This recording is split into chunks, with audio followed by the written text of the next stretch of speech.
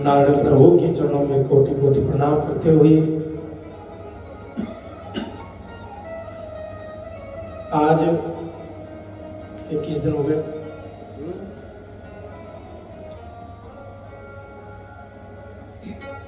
ठाकुर जी की पावन कथा जो कि जीवन में कहा कि मंगलमय है, कल्याणमय है।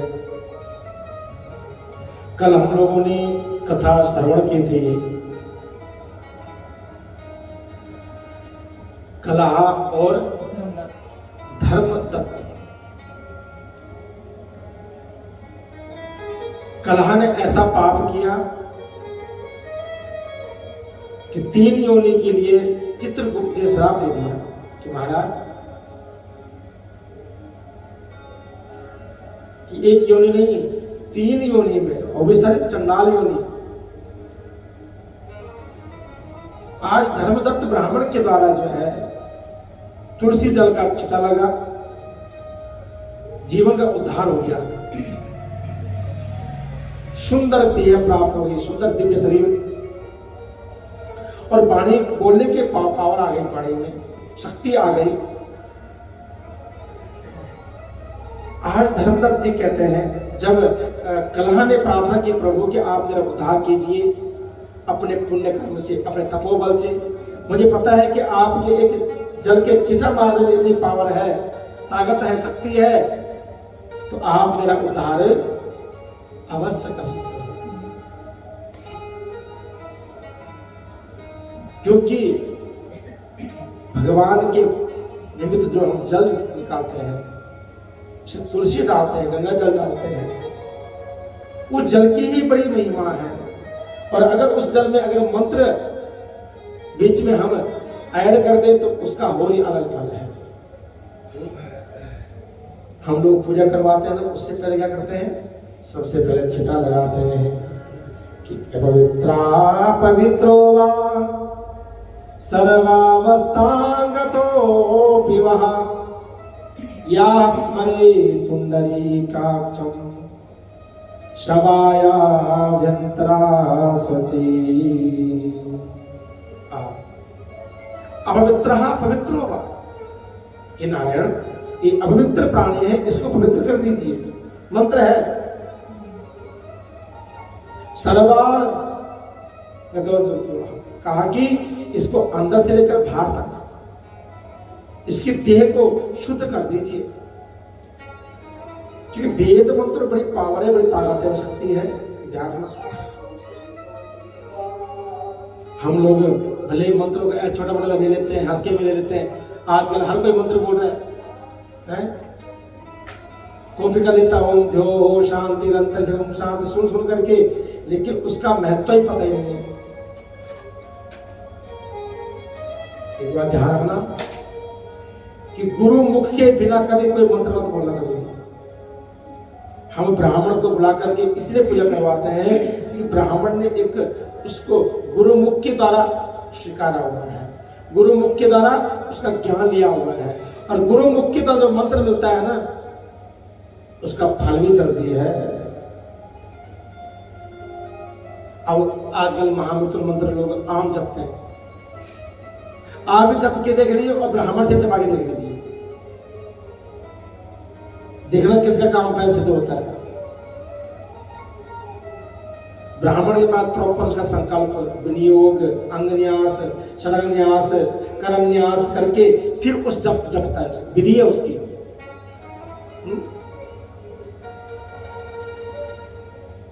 जैसे क्या है, घर में हम खाना बनाते हैं, नॉर्मल सी बात है। अब एक हमने बर्तन में मसाले भी डाल दिए, टमाटर भी डाल दिए, प्याज सब कुछ डाल दिया उसमें, और खिचड़ी तैयार हो गई। और एक बंदा सिस्टम से पहले कढ़ाई गरम करेगा, फिर तेल डालेगा, फिर जीरा डालेगा, जीरा ब्राउन होने में, फिर उसके बाद उसमें टमाटर ऐड करेगा, जो भी तेल प्याज जो खाते हो लोग, फिर उसमें मसाला ग्रेवी बनाएगा, फिर उसमें और चीज डालेगा, और फिर चावल दाल इत्यादि खिचड़ी बनाएगा। अब बताओ स्वाद किसमें आएगा? क्योंकि हर चीज सिस्टम में भैया, सिस्टम से चलोगे तो ये काम बनेगा। तो आपने कोई मंत्र जपना है, कोई मंत्र साधना करनी है, तो किसी गुरु मुख से, किसी ब्राह्मण मुख से धारण कीजिए और फिर उसका जप कीजिए। ये नहीं कुछ भी उठा लीजिए और सब पाठ कर शुरू कर दीजिए। फल मिलेगा, ये नहीं कि फल नहीं मिलता, लेकिन बहुत समय लगता है। लेकिन जो आपको गुरुमुख से मंत्र मिलेगा वो जल्दी सिद्ध हो जाएगा, क्योंकि कई पीढ़ी से चल रहा है वो। क्योंकि शास्त्रों में हजारों मंत्र है।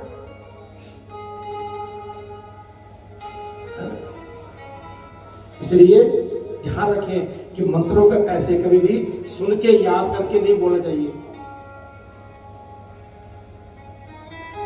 कभी इच्छा हो मंत्र जपने की तो किसी ब्राह्मण के पास जाइए कि संते पाप प्रभु मुझे कोई मंत्र दीक्षा दे दीजिए, मेरी इच्छा है मंत्र जपने की, लेकिन मुझे पता है कि गुरु बिना ज्ञान सुलभ न हो, गुरु के बिना मेरी मुक्ति नहीं है प्रभु। फिर देखना कैसे नहीं मुक्ति होती, कैसे नहीं फल मिलता उसका। लेकिन हम तो आजकल समय के अनुसार भी गुरु जी भी चेंज कर लेते हैं। भक्त बलराम गुरु जी का तो गुरु जी चेंज हो गए, बोलो राधे राधे।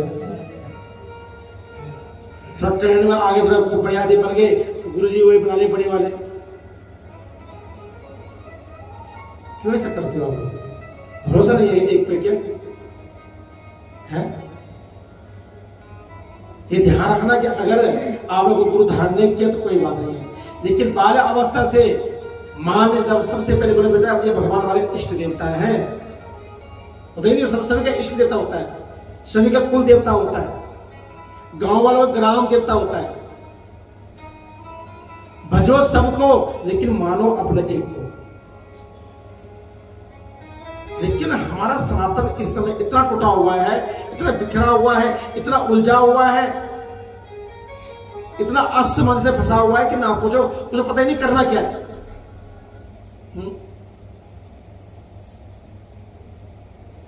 कभी साईं बाबा आए, ट्रेन में साईं बाबा, घर घर में साईं बाबा। अब साईं बाबा जो है थोड़ा सा लोग उसका विरोध करने लग गए। फिर आसाराम, फिर राम रहीम, फिर रामपाल, अभी तो वर्तमान में गुरु जी चल रहे हैं। घर घर में देखो बंदे का ब्रेसलेट गले में, हाथ में ब्रेसलेट गुरु जी का। क्या हमारे भोलेनाथ पर विश्वास नहीं था? भगवान कृष्ण में विश्वास नहीं तुम्हें? महाभगवत में विश्वास नहीं है? अपने इष्ट आदि में विश्वास नहीं है? उसकी कभी उपासना नहीं की, लेकिन चमत्कार के पीछे भाग रहे हैं पंडित जी शहर टपक दीवारों से।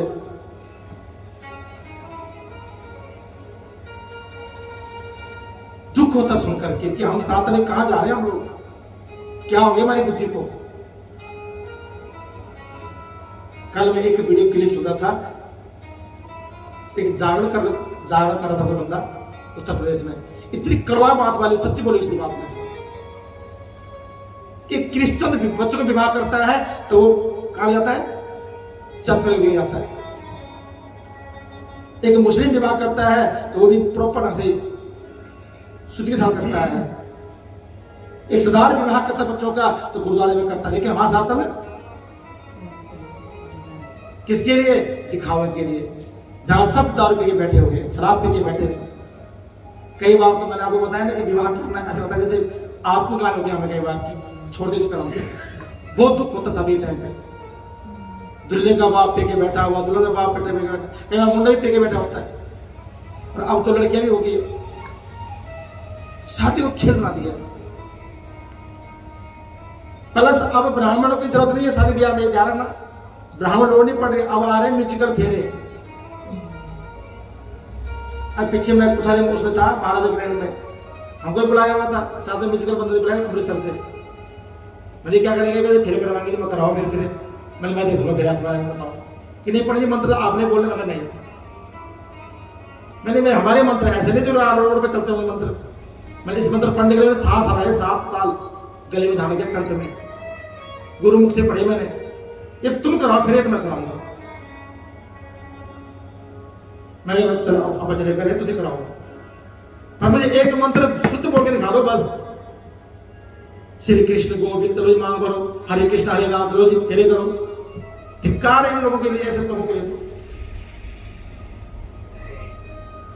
अभी यहाँ पर लोकल ही मैं तो नाम ही लोगों से था, लेजेंड आवर है, सुना देखा है मंदिर में ले ढाबर को देखा है, आई मंदिर में कीर्तन के लिए, पति नहीं है, विधवा है, और विधवा स्त्री एक सुहागन का आशीर्वाद दे रही है, वो भी खेल करवा लिया आजकल। इतना घोर कलयुग आ चुका हमारा। अयुग को बढ़ावा कौन दे रहा है? आप और लोग दे रहे हो, सिर्फ ट्रेंड के चक्कर में। आज पंडित जी मेरी चल रहे थे, मंत्र पंडित जी वहां बोल रहे हैं वो बेकार है। इसलिए मेरी माता बहनों, अपने बच्चों का भविष्य बर्बाद मत कीजिए। शादी विवाह एक पवित्र रिश्ता है, उसको फेरे को प्रॉपर जो मंत्र बने हुए हैं, अब जो मंत्र फेरे के वो फेरे के ही हैं, जो मंत्र यहाँ अभी पूजा कर रहे हैं पूजा के मंत्र है, हर चीज के अलग अलग मंत्र बने हुए हैं। अब मैं कार्तिक कथा में भागवत सुनाऊंगा, आप बोले पंडित क्या सुना रहे? अब मैंने देखा उस दिन सारे भजनों में फेरे करवा रही हूँ, करो मैं कुछ नहीं मंगा बैठ गया, राधे राधे अखा देखूंगा, मैं वापस से जाऊंगा, मैं फेरे नहीं कराऊंगा। सीधी सी बात है कि मैं दूसरा टाइप का ब्राह्मण हूँ, कॉम्प्रोमाइज करने ही जाओ, करना ही है तो वहां करो, आज नहीं करना नहीं करना, सॉरी मां को बड़ी चीज होती है। तो ऐसे हालात आजकल हो चुके हैं, बहुत बुरा हाल है हमारे सनातन का, हमारे हिंदू धर्म का। इसलिए बच के रहो जरा, ट्रेन में मत आओ, अपने इष्ट पे भरोसा रखो। एक नाव में बैठना सीखो, 10 नाव बैठोगे नैया पार नहीं होगी, ये पक्की बात है। हमारे पास हजारों मंत्र हैं, अलग अलग देवता के हैं, भगवती के हैं, दुर्गा के हैं, मां सरस्वती के हैं, लक्ष्मी जी के हैं, शंकर जी के हैं, हर 33 करोड़ देव देवता का मंत्र है, लेकिन हमारा भी इष्ट एक ही है। हम सब उसका ध्यान रखते हैं, चाहे एक माला फेर ले, लेकिन पहले उनकी माला फेरते हैं, फिर हम काम करते हैं। ठीक है, अपमान किसी का मत करो। कहीं गुरुद्वारे से निकलते हो, मस्जिद से निकलते हो, चर्च से निकलते हो, वहां पर भी सर झुका के चले, लेकिन अपना इष्ट आराध्य, अपना गुरुदेव एक ही हो। ये विशेष आग्रह है, हाथ जोड़ के। अब 10 लोगों को आगे प्रेरित करो, इन जरा लोगों से बचो। यहाँ जाने में 1-2 ब्राह्मण हमारे और भी हैं जो म्यूजिकल फेयर कराते हैं, लेकिन प्रॉपर विधिवत कराते हैं, मंत्रवत कराते हैं। 1-2 भजन बोलना वो अलग चीज है, लेकिन मंत्र की जो विधि है बना हुआ है, मांग भरने का मंत्र पता ही नहीं उनको क्या कौन सा मंत्र है, 4 फेरे मंत्र कौन सा है, अगली की प्रतिमा कौन सी है उनको पता ही नहीं है। बस सुन याद कर लिया जी, हाँ जी पहला फेरा जो है धर्म का है जी, दूसरा अर्थ का, फिर काम का। पता ही नहीं है काम किसे कहते हैं, धर्म किसे कहते हैं, अर्थ किसे कहते हैं। इसलिए थोड़ा सा आप लोग जागरूक होइए, और जो लोग आपके आसपास हैं उनको जागरूक कीजिए कि फैशन के चक्कर में अपने संस्कार को खत्म मत कीजिए। आग्रह है बहुत ज्यादा, क्योंकि अब जो नए बच्चे आ रहे हैं वो इनके पीछे बहुत भाग रहे हैं, ट्रेंड के पीछे। तो हमारे संस्कार ही संस्कृति को जिंदा रखेंगे, हमारा ट्रेंड नहीं। ट्रेंड कुछ दिन चलता है फिर वो बंद हो जाता है, कुछ दिन चलता है फिर बंद हो जाता है। अब देखो हमारा पुराना जो पहनावा है, पुराना खान पान है, घूम फिर कहीं नहीं वो वापस आ रहा है। मैंने इस टाइम देखा कि शादी ब्याह में अब बहुत लेडीज साड़ी पहनने लग गई है, अब घाघरी चोला कम हो गई, साड़ी ज्यादा आ गई है। भाई जो हमारे नए जवान लड़के हैं वो अब चाहे धोती तरफ फैंसी पहन रहे हैं, धोती और कुर्ता पहन रहे हैं शादी ब्याह में, कितना अच्छा दिखने में लगता है। पंजाबी जूती पाई हुई, धोती पाई हुई, गले पकड़ डाला हुआ है, क्या बात। इसलिए थोड़ा सा संभल के चलिए, क्योंकि इस सनातन धर्म में जो है पग पग पर पुण्य है, लेकिन जहां पर पुण्य होगा पाप भी होगा बाबू। इसलिए हमें हर कदम संभल के चलना होगा।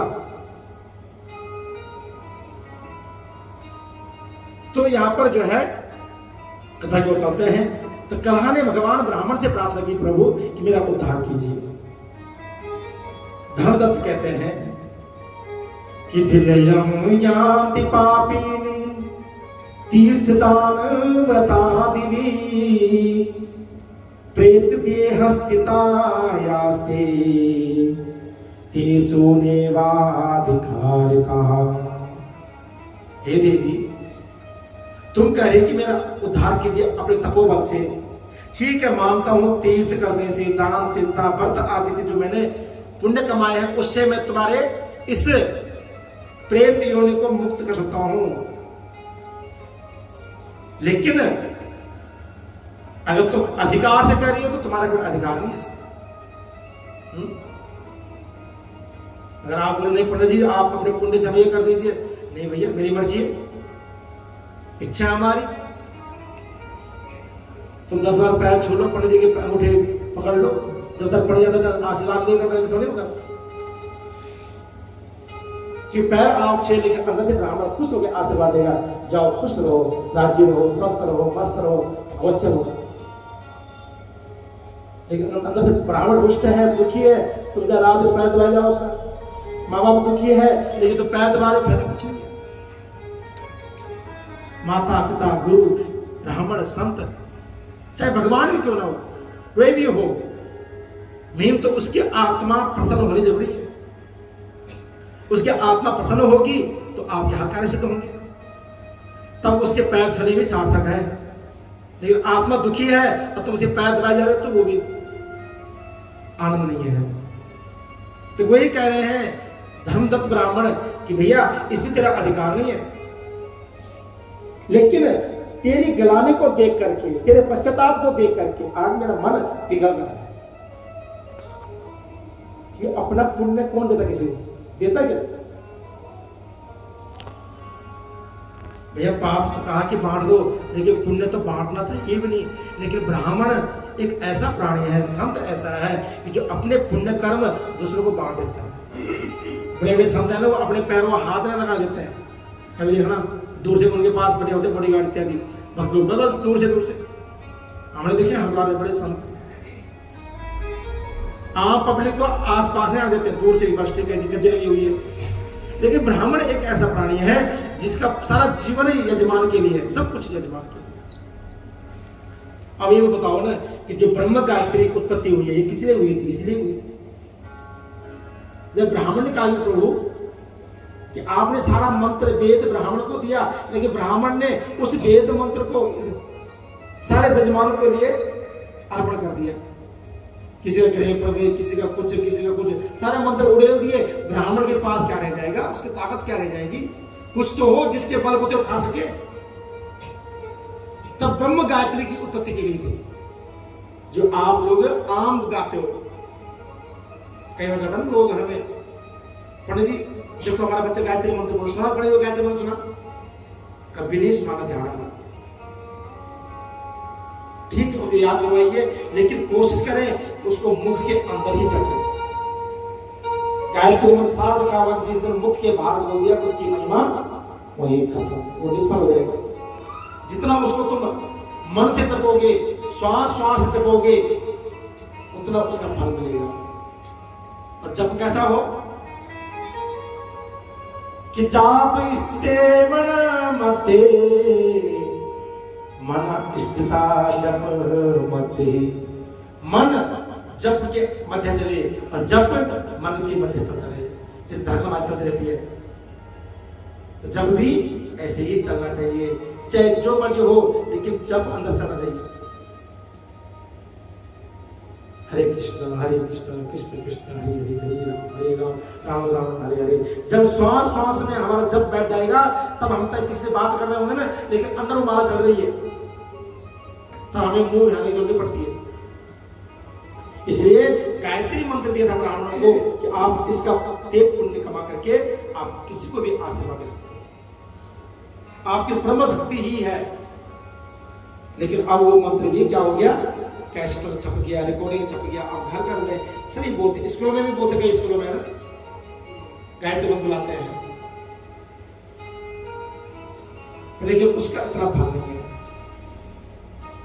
तो भगवान इधर ब्राह्मण देवता कहते हैं कि देवी तुम्हारे उद्धार किए बिना मेरा मन भी खुश नहीं होगा। 3 योनि को देने वाले तेरे पाप अतिशय बड़े उग्र है, बड़े निंदनीय है। अतः जन्म से आज तक कहा कि मैंने जो भी क्या किए, पुण्य कर्म किए,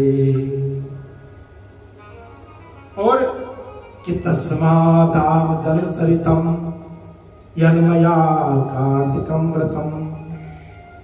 तत्पुण्यस्या दर्गभागिना सद्गति तवाप्नुहि।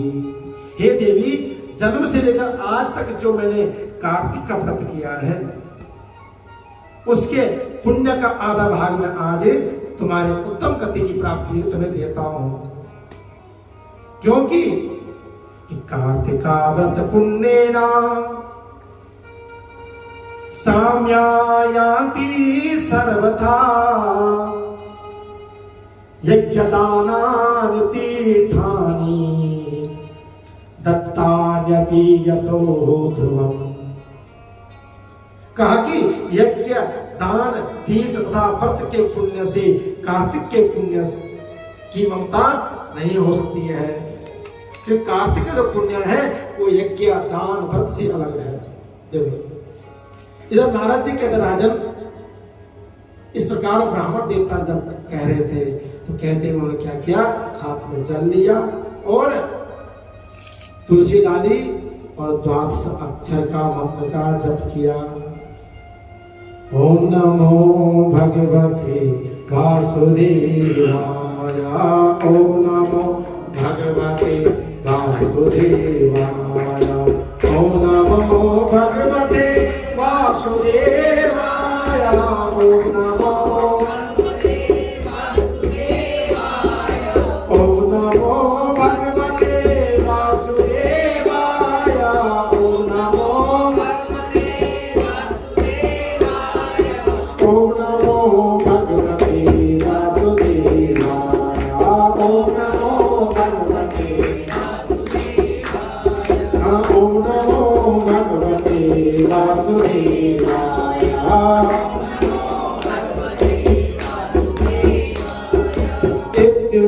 इत्युक्ताधृतोऽसि यावता वसिष्ठा तुलसी मिश्रिता तोयेना त्वयानं द्वादशाक्षरम्। तुलसी मिश्रित जल हाथ में लिया, 10 अक्षर मंत्र का जप किया 11 बार और उस जल को जो है कहां डाला, कलहा के शरीर पर डाला। जैसे कलहा के शरीर में जल पड़ा तो क्या हुआ, ताव प्रेत तलो मुक्ता ज्वलदग्नि शिखायोपमा, दिव्य रूप धरा जाता लावण्य यथेन्द्रा। आज वहां देवी ने बड़ा सुंदर दिव्य रूप धारण कर लिया, मानो उस देह से इतनी सुगंध आ रही है जैसे कोई एक नया सूरज प्रकट हो गया हो, इतना प्रकाशित शरीर उसे प्राप्त हुआ है। कलहा कहते हैं प्रभु कि तत्प्रसादाद श्रेष्ठा विनिर्मुक्ता निरायनम् पापोघमज्जिमानायास तम नोर्भूतोऽसि मे ध्रुवम्। कहते हे प्रभु, हे ब्राह्मण श्रेष्ठ, मैं तुम्हारे प्रसाद से आज नरक के सारी योनि से मुक्त हो गई,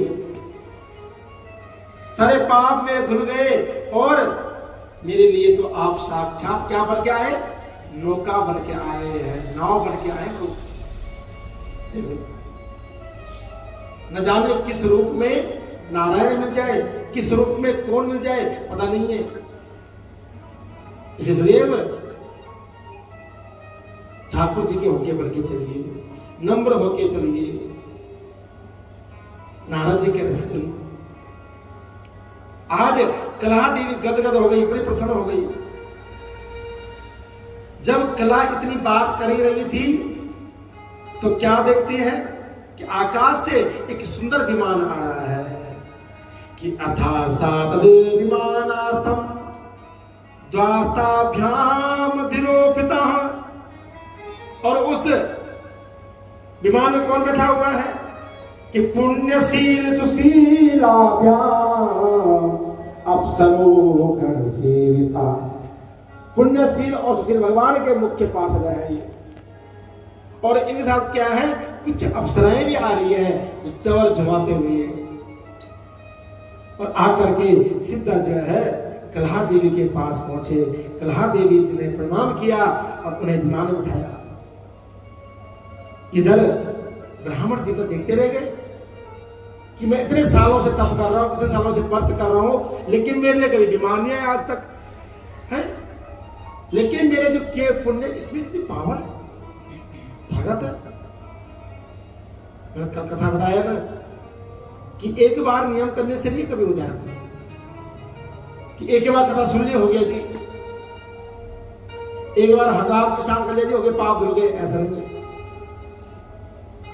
ठाकुर जी तो पहले कहते हैं गंगा सागर सारे तीर्थ बार बार गंगा सागर, तीर्थों में एक बार नहीं 1000 बार जाओ, गंगा सागर में एक बार लास्ट में नहाओगे। ऐसे कहा कि धर्म कर्म जो है हमेशा नित्य प्रतीक करते रहिए, दान नित्य प्रतीक करते रहिए। धीरे धीरे धीरे धीरे करोगे ताकि उसकी पुष्टि होगी, तब उसका विशेष फल मिलेगा। इसलिए आज धर्मदत्त जी ने उन गणों को प्रणाम किया और आज गणों ने बड़ी प्रशंसा की है ब्राह्मण की। क्या कहते हैं कि साधु साधु श्रेष्ठा यत्तम विष्णुरत सदा दीना कुंभी धर्मज्ञो विष्णु व्रत परायण। हे ब्राह्मण देवता, हे श्रेष्ठ, तुम्हारे अच्छे कर्मों से आज देखो एक नरक में जाने वाली, नरक में रहने वाली, 3 जन्म के लिए पाप राक्षसी बनी हुई यह कला देवी का उदाहरण किया। अरे आप इसे ब्राह्मण क्या है, सदैव भगवान विष्णु के समीप रहे होंगे। ब्राह्मण के बड़े हितैषी भगवान, ये ध्यान रखना। जितनी कृपा भगवान की ब्राह्मण के ऊपर है ना, तो किसी पे नहीं है। बोले आज का ब्राह्मण थोड़ा सा विमुख हो चुका है, मानता नहीं ठाकुर जी को, है ना। कुछ लोग बड़े भाव से रखते हैं, कोई लोग तो खाली पूजा की, चलो भाई उल्टा सीधा फूल ताव चलाया, चलो भागो हो गया। लेकिन कुछ ब्राह्मण ऐसा है कि जो बड़े भाव से भगवान की पूजा करते हैं, है ना। भगवान का श्रृंगार, उनको सजाना अपना तो एक भाव है। मैं तो मंदिर में था, वो भी कहता था कि जो भगवान को सजाता है, भगवान के बारे में सोचता है, भगवान उसके जीवन को संवारता है। ये मेरा प्रैक्टिकल अनुभव है।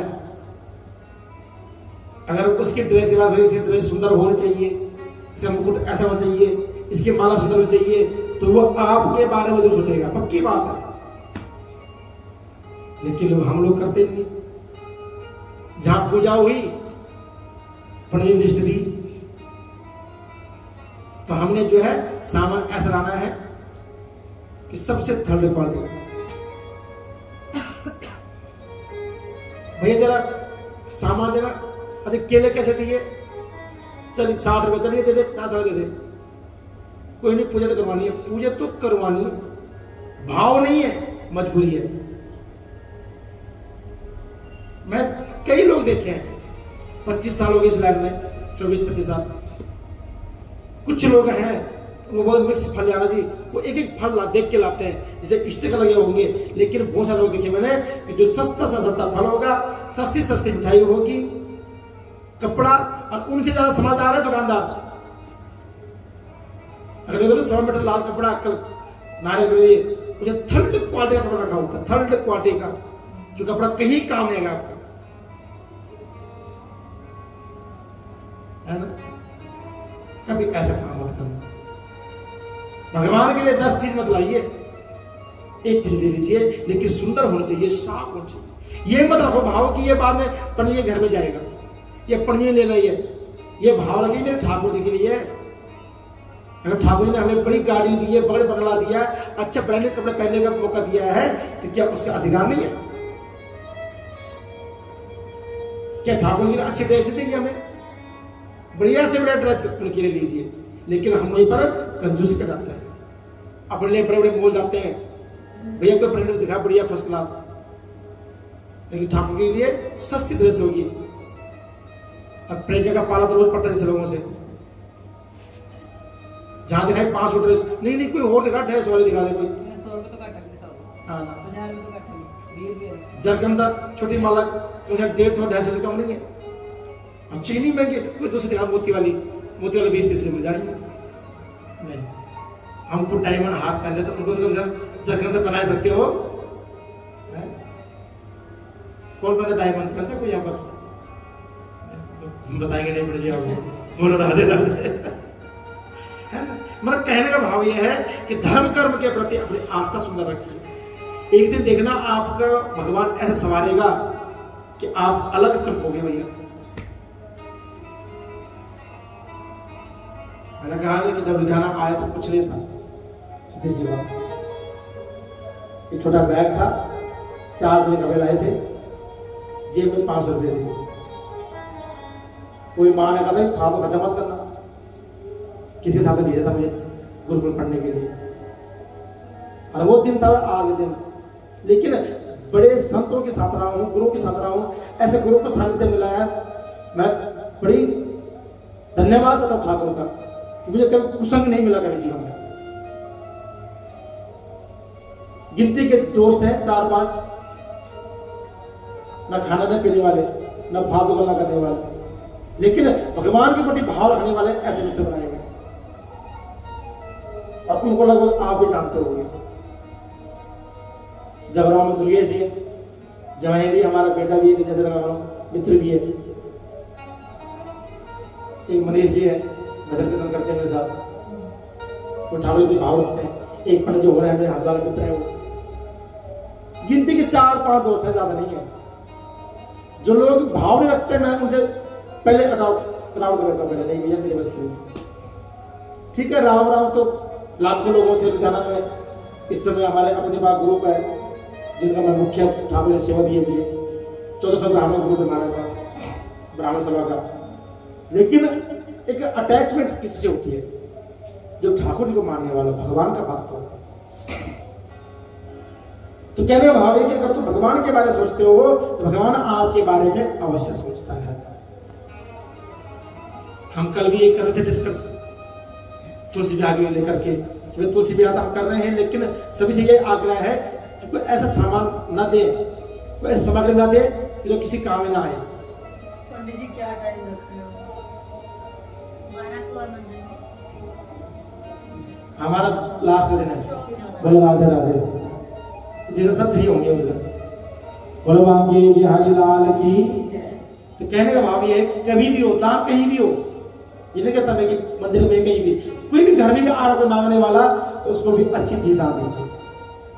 कोई फल देना तो बढ़िया साफ सुथरा फल दे दीजिए, किसी को पैसे देने तो साफ नोट दीजिए, फटा गला फटा हुआ नोट मत दीजिए, नहीं तो वो उल्टा आपके पास घूम फिर के आएगा और 4 गुना बढ़ के आएगा। ये ध्यान रखना, दान किया हुआ 4 गुना फल मिल के आता है। तो भैया आज गणेश श्रेष्ठ कह रहे हैं महाराज, आपने जो कर्म किया प्रभु वो सराहनीय है, और इससे क्या होगा, सदैव आप भगवान विष्णु के निकट रहेंगे। गण कहते हैं महाराज कि आवालवातम तेदा त्वया कार्तिका व्रतम कृतम तस्मात् धर्मादीना यस्या पूर्व संचितम। हे ब्राह्मण देवता, आपने बालकपन से आज तक जो भी कार्तिक का व्रत किया था, बालकपन से और आज तक जब व्रत किया था, उसका आधा फल आपने क्या किया, कलह को दे दिया, और उसके 100 जन्म के पाप सब नष्ट हो गए। एक जन्म नहीं, देख लो यहां पर शराब 3 जन्म का मिला था, लेकिन पुण्य से सुशील कह रहे हैं कि 100 जन्म के पाप नष्ट हो गए आपके आशीर्वाद से, और इसके पूर्व जन्म के पाप तो स्नान से ही दूर हो गए थे महाराज। जैसे आप चित्र लगाए इसके शरीर पर, इसके जो पाप थे पूर्व जन्म के, वो तो ऐसे ही नष्ट हो गए थे। और जो हरि का जागरण जो तुमने किया है, उसके फल से क्या है, इसके लिए विमान आया है साक्षात। जो जागरण किया आप लोगों ने किया, किसी जागरण कार्तिक के महीने में? एक दिन किया किसी ने? मोनिका बहन जी गए थे प्रोफेसर करके आए होंगे हैं, चकुल्ला ही की होगी भाई साथ एक दिन बैठ के। होता नहीं था भाई बहन बैठते तो कभी 12-1 बजे तक बैठ जाते हैं, कितना हो गया क्या है कैसे। पहले था, अब नहीं, अब बहुत कम हो गया। अब लोग बहुत बिजी हैं, थोड़ा टाइम मिलता तो वो फोन में टाइम खा गया था। पहले लोग पूरी रात रहते थे बैठे हुए। हमें आज भी जब हम इकट्ठे होते सारे भाई बहन गाँव जाते हैं तो सारे पापा बोलते थे फोन करो, तो पूरी रात बैठे रहते हैं। कई बार गल्ला होती है, पुरानी बचपन याद करते हैं, तुम्हारा बचपन कैसा था क्या था, तो वो जागरण ही है। तो कहा कि आपके जागरण का जो फल था उससे विमान आया है। कहा कि हे विप्रदेव, नाना प्रकार के भोग से यहाँ जो है अब वैकुंठ में रहेगी और खूब आनंद करेगी। जो कार्तिक में आपने दीपदान किया था उसके पुण्य प्रभाव से इसमें दिव्य तेज आया है। ये ध्यान रखना, रोज दीपदान करने से, जोत जलाने से, हवन करने से चेहरे का ग्लो बढ़ता है। ठीक है ना? बढ़िया बढ़िया बादाम खाने से, चीज खाने से ग्लो नहीं आएगा चेहरे पे, क्रीम पाउडर लगाने से ग्लो नहीं आएगा। तप करने से, साधना करने से। हम देखो जितने बड़े संत हैं जो अच्छे धर्मिष्ठ संत हैं, हम कहते हैं वाह महाराज जी के चेहरे क्या तेज है। कहां से आया वो तेज? कर्म करने से। किसी के भी होता है, ब्राह्मण के भी होता है। कोई बंदा दिखने सुंदर होता है लेकिन चेहरे में मतलब रूखापन है, तो तेज आता है तप करने से, पुण्य कर्म करने से। कहा महाराज, जो कार्तिक व्रत में किए हुए तुलसी आदि के पूजन का जो फल है, तो तुमने इसको पुण्य दिया है, वहां विष्णु लोक के समीप में ये अधिकारी बन चुकी है, ये विष्णु लोक जाएगी सीता। हे कृपानिधे, इस जन्म के अंत में स्त्रियों समेत तुम क्या हो, विष्णु लोक को जाओगे। ब्राह्मण देवता तुम चिंता मत करो, जब तुम्हारा अंत समय आएगा तुम अपनी पत्नी के साथ विष्णु लोक जाओगे और वैकुंठ में बैठ करके भगवान के सानिध्य प्राप्त करोगे। जिन्होंने भक्ति से तुम्हारी भांति विष्णु की पूजा की होगी, भली भांति विष्णु का भजन किया होगा, उसको जो है साक्षात भगवान नारायण का सानिध्य प्राप्त होगा। कहा कि जिन्होंने भक्त उत्तानपाद के पुत्र हुए थे, कौन है? ध्रुव जी महाराज, नाम सुना होगा है? उनको भी भगवान ने क्या किया, ध्रुव लोक दिया है। देखो प्रहलाद जी जैसे परम भक्त, परम वैष्णव, उनको राक्षस कुल में जन्म लेने के बाद भी परम वैष्णव थे। उनकी बड़ी कृपा की भगवान ने नरसिंह अवतार धारण किया है। कहा कि गज ग्रह के युद्ध में भगवान ने दोनों का उद्धार किया है। इसलिए तुम भी कई हजार वर्ष तक अपनी स्त्रियों के साथ संसार का भोग करके भगवान का सानिध्य प्राप्त करोगे। क्योंकि ब्राह्मण देवता की 2 पत्नी थी, लेकिन महाराज जब आप इस लोक से उस लोक जाओगे और जब आपकी इच्छा होगी तब क्या होगा, फिर तुम्हारा आप जन्म लेंगे इस भूधरा पर। कि तो नामना दशरथस्ता भार्या प्रियता पुनः तृतीयानता चापी याते पुण्य दर्व भागिनी। हे महाराज, जो आपके 2 पत्नियां हैं ना, ये उस जन्म में भी आप साथ में वापस आएगी, लेकिन आप एक धर्मज्ञ बहुत बड़े प्रतापी राजा बनोगे। और कहां जन्म होगा? अयोध्या में। और क्या बनोगे? दशरथ जी बनोगे। लेकिन जो ये कलहा देवी है ना, ये भी आपकी पत्नी बनेगी। और नारायण भगवान की, क्यों? इसने आपके जीवन के कर्मों का, पुण्य का आधा भाग लिया है। जो पति का, पुरुष का आधा भाग ले ले पुण्य कर्मों का, वो धर्म पत्नी ही हो सकती है, वो भार्य ही हो सकती है। इसलिए महाराज अब आपको इसको भी एक्सेप्ट करना पड़ेगा, स्वीकारना पड़ेगा। देवियों का कितना फायदा है ना, पति कमाए तो घर में लाओ भैया, कैसा कितना लाओ, और जेब कैसा पत्नी से मांगते बेचारे, दिमाग सब ऐसे होता है। आज वक्त तो देवी बहुत परेशान है। पहले आते थे जेब में होती थी, तनख्वाह होती थी, अब तो ऑनलाइन पेमेंट है। आगे जेब में हाथ डाले कि नहीं कुछ नहीं निकल रहा, सब करे वो पेंट। लेकिन पहले कहने जेब से पैसे निकल रहे थे, छोटे मोटे देवी कुंडे मार लेते लोग, जेब पैसे निकल जाए, अब नहीं निकलता। अब तो गूगल पे, फोन पे हो गया, सब कुछ ऑनलाइन हो गई सेवा। तो वही जो है भगवान के पार्षद कह रहे हैं कि ब्राह्मण देवता जो कला है वो आपकी तीसरी पत्नी बनेगी। कहा कि ये महाराज आप धन्य है, आप भगवान विष्णु के परम भक्त हैं और उस जन्म में आप जो है परम सुख पा करके भगवान साक्षात तुम्हारे घर में पुत्र बन के आएंगे। देखो इतना बड़ा फल। और उस जन्म में आप भगवान के दर्शन करके, भगवान की सेवा करके आप मोक्ष को प्राप्त करोगे। एक जन्म का क्या कर्म अनेक जन्म बंदा खाता है। मैंने बताया ना आपको कि अगर आप घर में आज अच्छा ऐश्वर्य है, अच्छा धन है, अच्छा भाव है, अच्छे संतान है, परिवार है, ये कहीं न कहीं पूर्व जन्म का कर्म है हमारा। इस जन्म का नहीं है, ध्यान ना, इस जन्म भी कर रहे हैं। अभी तो हम पोटली भरी जा रहे हैं, इसलिए और अच्छा करो और बढ़िया करो, ताकि इस जन्म मरण के चक्कर से हम मुक्त हो जाए, छूट जाए हम लोग कि पुनर्जन्म जन्म पुनर्जन्म मरणम, बार जन्मना और मरण होना ये अच्छा थोड़ा नहीं है कि मां के गर्भ में आना बहुत बड़ा पाप है। ये भी तो सभी बड़ा नरक है मां का गर्भ, दुख है मां का गर्भ। इसलिए कोशिश ये है कि धीरे धीरे हम इस कर्म से, इन बंधनों से छूट करके बाहर निकले बस। और आज हम सब तुम लोग जितने भी हमें आए हैं, हम किसी न किसी बंधन में बन के आए हैं। कुछ उधार है हमारे ऊपर, किसी से हमें लेना है, किसी ने हमारा देना है। जिस दिन ये दिन कर्म खत्म हो जाएगा उस दिन राधे राधे हो जाएंगे, हम जीवन मुक्त हो जाएंगे।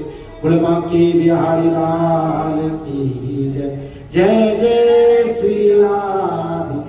इतना कह करके जो है आज पुण्यचित कहते हैं महाराज ब्राह्मण देवता, तो आपके आशीर्वाद से और आगे पुण्य कर्मों से कलहा देवी अवश्यता भगवान के सानिध्य में और भगवान के समीप रहेगी और वही आनंद लेगी जीवन का।